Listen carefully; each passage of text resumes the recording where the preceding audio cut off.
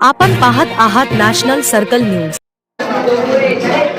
आपण या ठिकाणी पाहू शकता एका वन्य प्राण्याने एका दीड तासापूर्वी एका गावातील जावरकर एका व्यक्तीवर हमला केलेला होता आणि तो रोही गावातच असून वन्य प्राण्याचा बंदोबस्त वन विभागाने अजूनपर्यंत केलेला नाही। त्याच वेळेत लगेच एका तासातच दुसऱ्या व्यक्तीवर सुद्धा त्या वन्य प्राण्याने हल्ला चढवलेला आहे।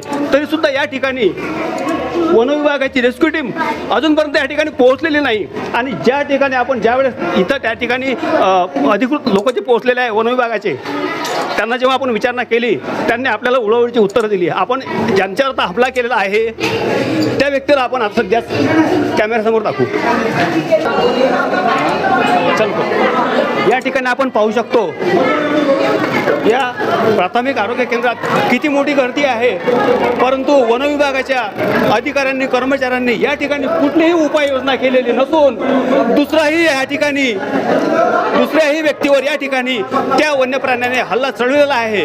या ठिकाणी यावरून आपल्याला समजू शकतो आपण की वन विभागाचे लोक किती सतर्क आहे आणि त्यांचं किती लक्ष आहे। या ठिकाणी आता अर्ध्या घंट्यापूर्वी सुद्धा वन विभागाचे 2 लोक आले होते कर्मचारी आणि त्यांनी त्या पेशंटला न पाहता चक्क त्यांच्या प्राण्याला पाहिलं, पेशंटला भेटायला ते आले नव्हते।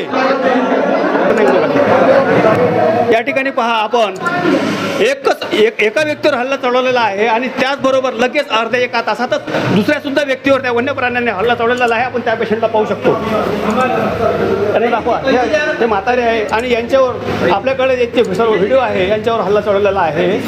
परंतु या ठिकाणी वन विभागाचे कुठलेही अधिकारी यांनी कुठलीही उपाययोजना केलेली नसून या ठिकाणी अक्षम्य दुर्लक्ष वन विभागाचं आपल्याला दिसून येत आहे। आपण या ठिकाणी ज्यांच्यावर हमला केलेला आहे त्यांच्याजवळ आपण इथे सध्या उभा आहे आणि त्यांना आपला कॅमेरा पाहत आहे आणि या ठिकाणी त्यांच्यावर वन्य प्राण्याने जो हमला केला त्या हमल्यावरून त्यांच्यावर म्हणजे दुखापत किती आहे आणि त्यांची प्रकृती कशी आहे हे आपल्याला माहीत नाही, हे सर्व डॉक्टरला माहिती आहे आणि डॉक्टरच त्यांच्याबद्दल सांगतील असं मी त्यांना हे करतो। डॉक्टर साहेब मला सांगा, तुम्ही यांच्यावर वन्य प्राण्याने हल्ला केलेला आहे, त्यांची प्रकृती सध्या कशी आहे तुम्ही काय सांगू शकता? हे जेव्हा आमच्या दवाखान्यामध्ये आले तेव्हा इथं मार होता, CLW म्हणतात त्याला, कॉन्ट्यूज लॅसरेटेड वुंड, तो मार होता। तो आम्ही पाहिला, त्याला साफ केलं आणि त्याला आम्ही वेळेवरती लगेच त्याला स्टिचेस मारले आणि आता त्यांची प्रकृती ठीक आहे आता, पण तरी आता इम्युनोग्लोबिनसाठी आम्ही त्यांना एरविनला रेफर करत आहे इम्युनोग्लोबिन इंजेक्शनसाठी।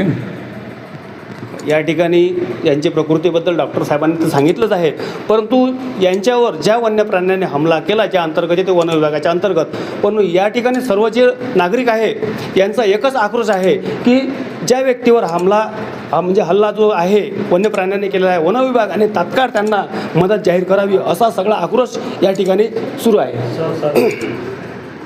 जो वन्य प्राणी आहे, लोकांच्या माहितीवरून आम्हाला कळालं की रोही आहे आणि रोही हा सहसा वस्तीमध्ये येत नाही, त्याला बहुतेक तो कावरलेला आहे किंवा रॅबीज झालेला जनावर असू शकते। पण डॉक्टर साहेब याच्यात लकीली भाग्यवान आहे की त्यांना शिंगाचा मार आहे, शिंगामध्ये तोंडाची लाळ वगैरे तेवढी येत नाही। जर दाताचा मार असता तर मग त्यांना त्या आजाराची भीती होती, तरी पण काळजी म्हणून आम्ही त्यांना रॅबीजचं व्हॅक्सिन दिलेलं आहे आणि जे रेडी व्हॅक्सिन येते ते इम्युनोग्लोबिलिनसाठी जसं सांगितले आहे डॉक्टर साहेबांनी, त्याच्यासाठी आम्ही त्यांना अमरावतीला पाठवत आहे आणि ती पण लस त्यांना तिथे मिळून जाईल। धन्यवाद। डॉक्टर साहेबांनी या ठिकाणी योग्य ती माहिती सांगितलेली आहे आणि आता घाबरण्याचं कारण नाही असं डॉक्टर पण सांगत आहे।